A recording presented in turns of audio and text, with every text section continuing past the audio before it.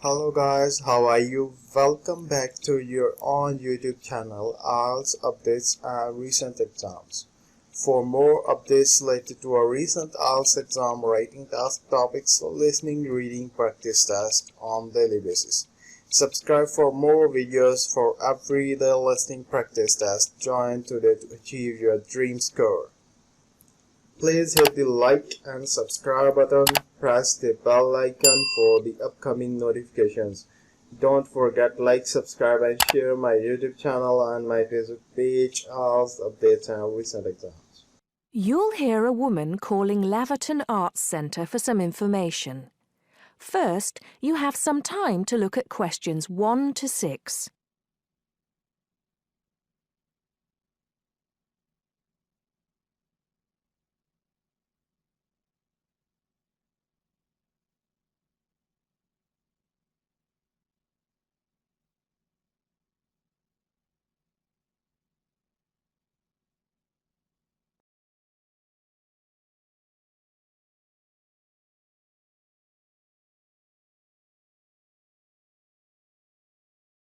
Listen carefully and answer questions 1 to 6. Laverton Arts Centre. How can I help you? Hello. I've been to the Arts Centre a few times recently, and I understand you have this scheme for regular visitors. The Friends of Laverton Arts Centre. Yes, that's right. I wonder if you could tell me a little about it. I mean, how much it costs and what benefits it offers, things like that. Certainly. Well, first of all, the good news is that we've recently changed the scheme. It used to cost £15 a year, but now it's free. All you have to do is fill in an application form. You can either come to the Arts Centre and do that here, or you can go to our website and apply online. And so what are the benefits of joining? There are actually quite a few. As a friend of Laverton Arts Centre, you'll receive a newsletter every 3 months with information on all the forthcoming events. That sounds useful. You also get priority booking for shows and concerts in the main theatre. Can you explain how that works exactly? Yes. What that means is that when tickets go on sale, for the first 2 days they're only available to friends of the Arts Centre. So as long as you book early, you can make sure you get seats. Great! Do you ever offer discounts to friends of the centre? Under the old system, when you had to pay to be a member, we did. Under the new system, there won't be any discounts for shows in the main theatre or films at the Arts Cinema. Having said that, we will be offering some discounts to members for performances in the small theatre. There'll be information about this in each issue of the newsletter. I suppose I can find that information online as well, can I? Absolutely. Actually, we're redoing our website at the moment. Right now, there actually isn't a special section for Friends of the Arts Centre on the website. Once the site's been redesigned, there will be. You'll be able to put in your username and password and enter a special section just for you. It sounds excellent. Are there any requirements, though? I mean, as a member, do I have to do anything? Yes, sorry, I forgot to mention that. There are no formal requirements at all, though obviously we have this scheme to encourage people to attend events here regularly. So we ask that you attend at least 4 events a year, whatever they are, if you possibly can. Nobody's going to count, though, and it's totally up to you. That sounds fair enough. Before you hear the rest of the conversation, you have some time to look at questions 7 to 10.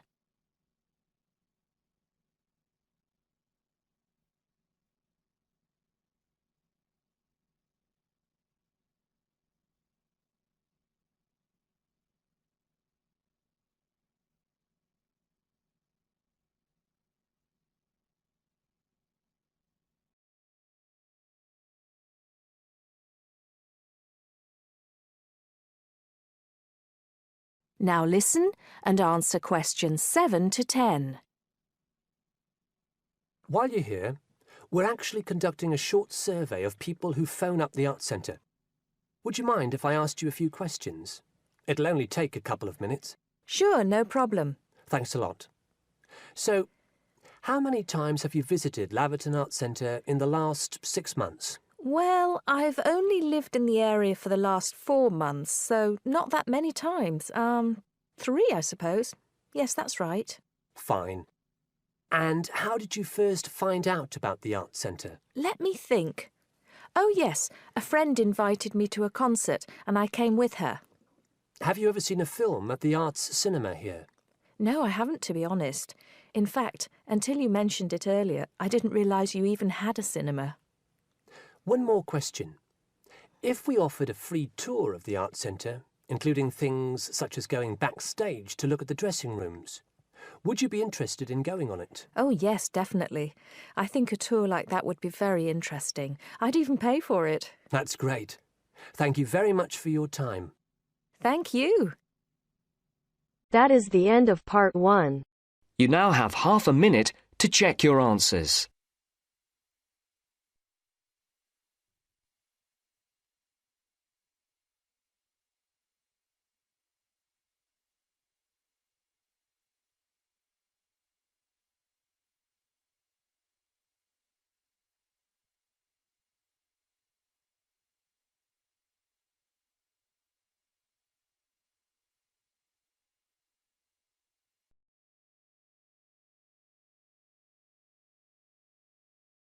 Now turns to part 2. You are going to listen to a conversation between 2 students about preparing a questionnaire as part of an essay assignment. First, you have some time to look at questions 11 to 14.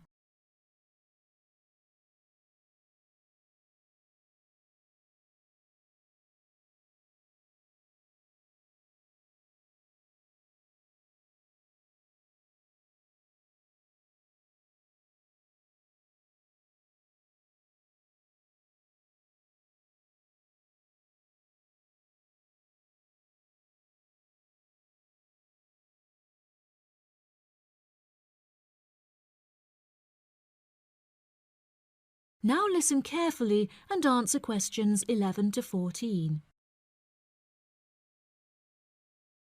I've never written an essay of more than 1,500 words before, Anne. Me neither, Mark, and it scares me. I wouldn't worry.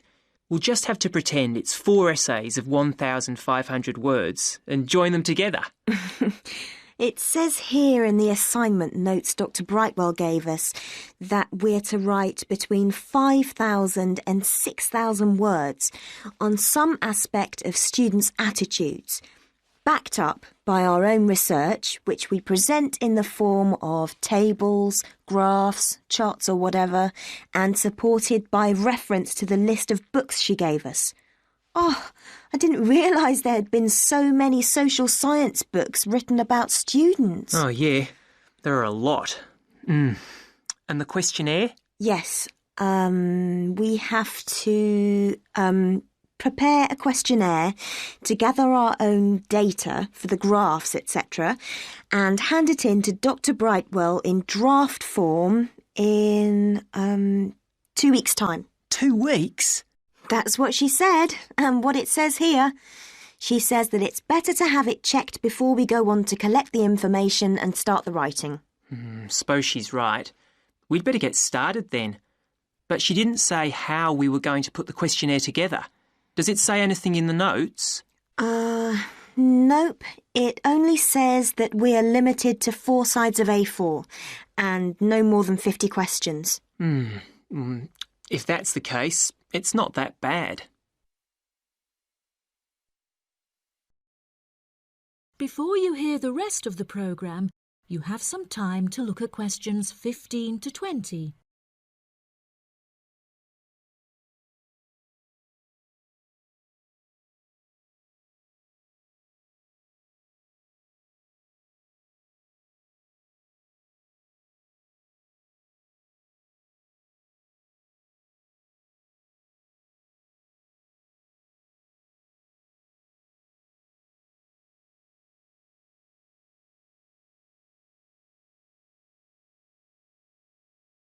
Now listen and answer questions 15 to 20. So, how are we going to do it? Well, first we need to know who we're aiming it at. then decide how many questions we're going to ask. I think we could have about 40 questions maximum. I don't think there's any real need to go up to the 50 limit. And I think we should keep the questions themselves very simple. Don't worry. In my case, they will be. We could have a mixture of question types, like multiple choice questions, yes, no, and agree, disagree, with boxes for people to tick. If people are asked to write down anything, it's unlikely they will fill it in. So, are we going to give this questionnaire out to people to hand in, or are we going to just stop and ask them around the campus or on the street? I don't really know. Did she say anything about this? No, she didn't. And there is nothing in these notes she gave us either. I think we ought to give them out. OK. Anyway, it won't affect the way we design the questionnaire.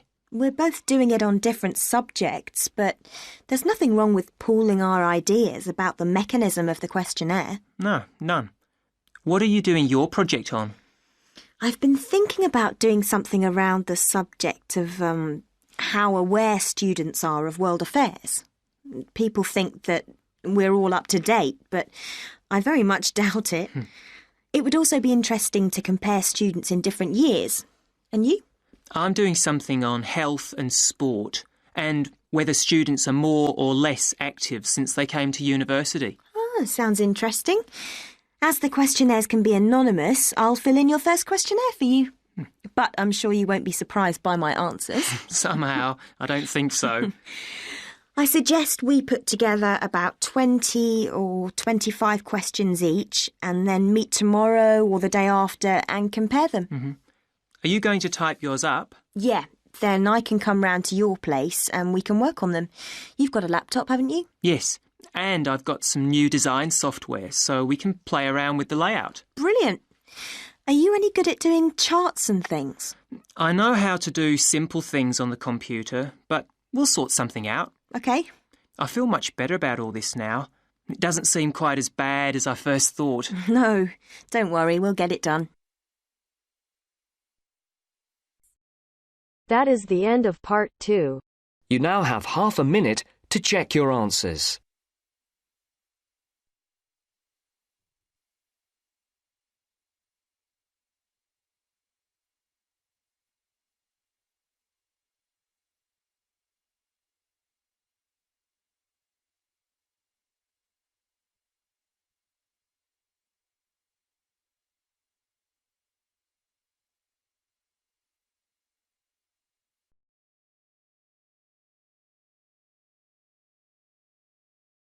Now turns to part 3.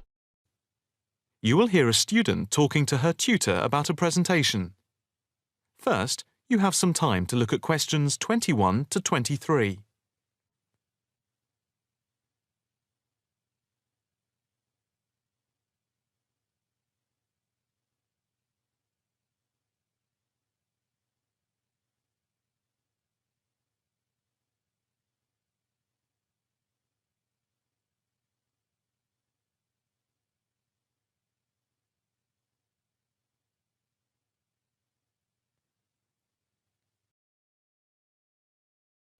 Now listen carefully and answer questions 21 to 23. Excuse me, Dr. Owen, Oh, hello, Karen. Have you got a few moments? Yeah, sure. How can I help you? Well, I've had difficulty finding data on the original question, and I was wondering if I could change my paper to Investment in Knowledge, comparing some European countries with the United States, and then with others throughout the world, including the OECD average. I found lots of data by way of graphs, etc. Where did you get the data from? From various sources, books and journals. How are you going to present the material? I am going to use the electronic whiteboard as suggested and do a blend of graphs, pictures, text and podcasts to illustrate my presentation. It sounds very impressive. Yes, let's hope the whiteboard works. But I'm also going to have a PowerPoint presentation for a backup, just to cover myself. A backup is a good idea, but It's a lot of work doing everything twice. It is, but at least I'll have experience of both. Before we talk about how to use the data I've selected, could you give me the names of a few websites I should look at for more specific background material? When you type in anything to do with knowledge, there are millions of sites listed. Before you hear the rest of the conversation, you have some time to look at questions 24 to 30.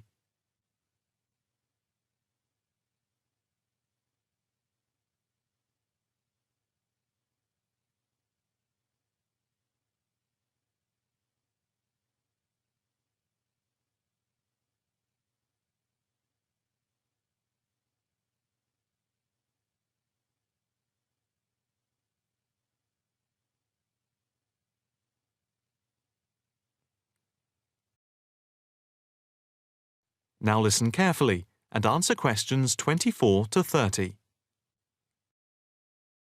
Let's see. Oh, I'll print you off this list.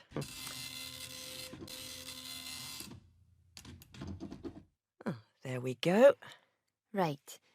Do I really need to study everything on these? No, I suggest there are 5 or 6 you can look at. The one you have to go through is the IT department section on the university site, which is www.kmul.org.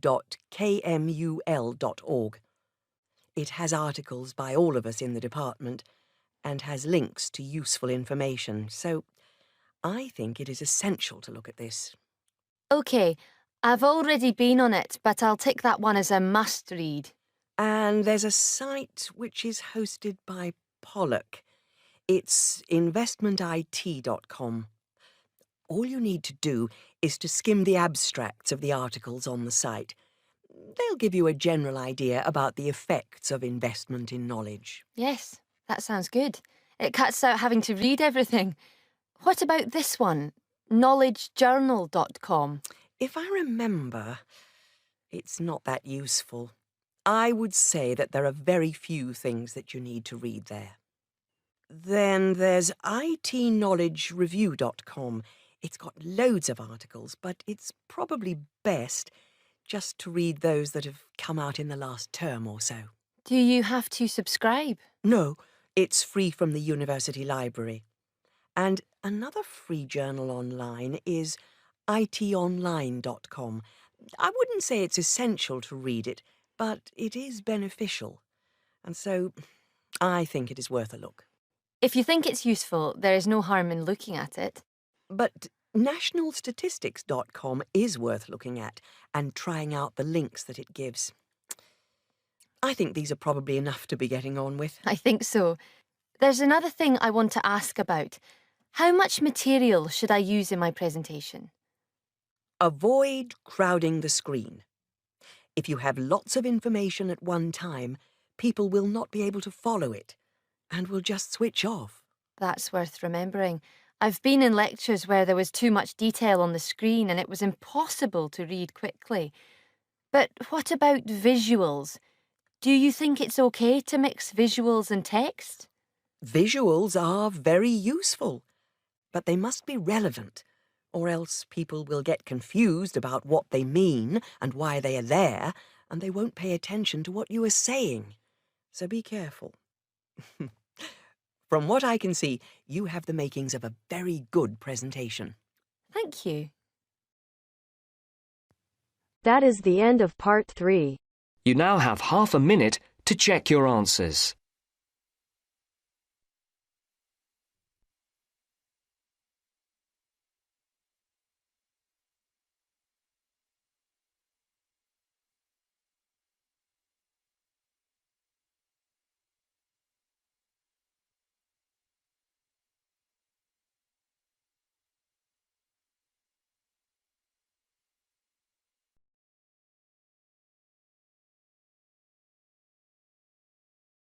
Now turns to part 4. You are going to hear a lecture on life at work, which is being given as part of a series of lectures on productivity and work practices. First, look at questions 31 to 35.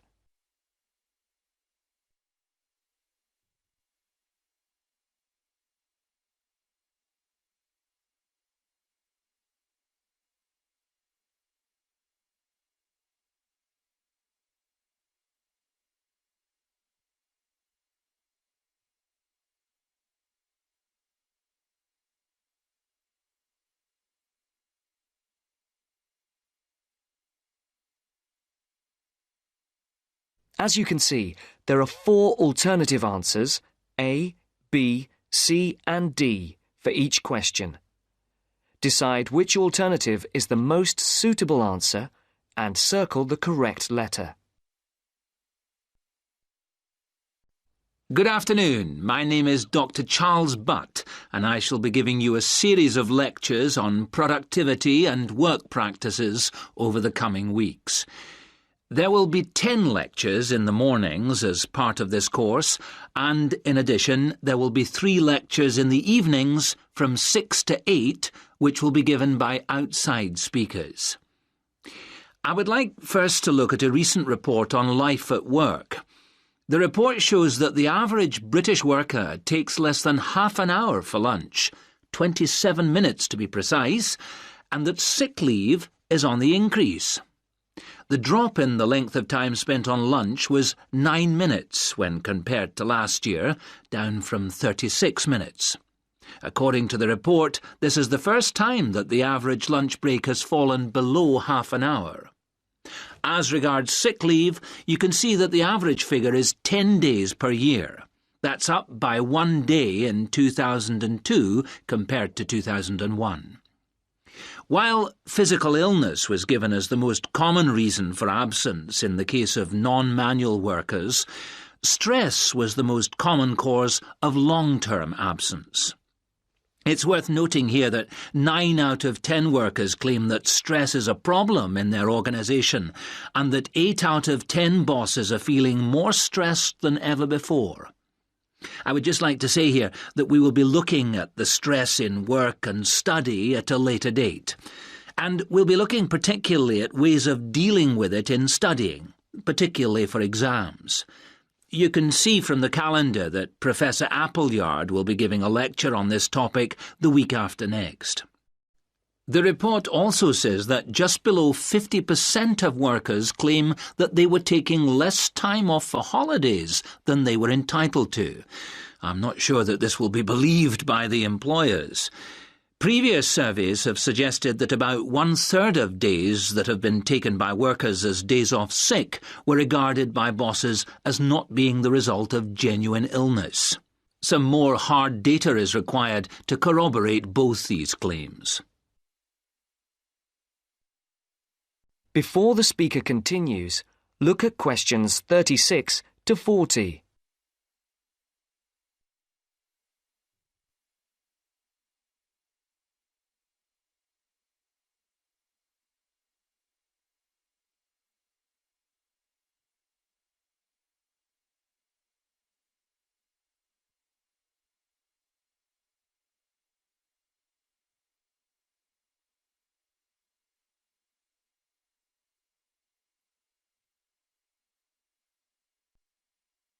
As you listen, answer questions 36 to 40. All this suggests that employers are driving their workers too hard. The effects of overworking mean that workers are now being stretched beyond their limits, both physically and mentally. This is borne out by the increase in sick leave. However, looked at from the employer's point of view, the picture may not be the same. Employers say that workers protest too much, but bearing in mind the data about the number of bosses feeling much more stress than before, we need to think about this carefully. It's interesting to note that productivity has gone up in many areas of industry. In 2001, the local car plant had one of the sharpest increases in average productivity, with the number of vehicles per employee rising by over 30% a year. A new assembly line came into operation at the beginning of 2002, affecting productivity, which increased to the 100 vehicles per worker mark by the end of the year. This is a stunning achievement for an industry which was not long ago considered to be collapsing. It would be interesting to do a survey of the work life at the plant. Those of you who have opted to do the project and reduce the number of essays you have to do may want to look into this. Please see me at the end of the lecture. Right, now, let us move on to something else which I think... That is the end of part 4. You now have half a minute to check your answers. Thanks for listening. God bless you all. Don't forget like, subscribe and share my YouTube channel and my Facebook page, IELTS Updates and Recent Exam. For everyday listening practice test, for more material visit my website www.ieltsupdatesandrecentexams.com. The link is also given below in the description. Please write your score below the comment section. And please like and subscribe my channel for more IELTS listening practice tests on daily basis. Again, thanks for listening. God bless you all.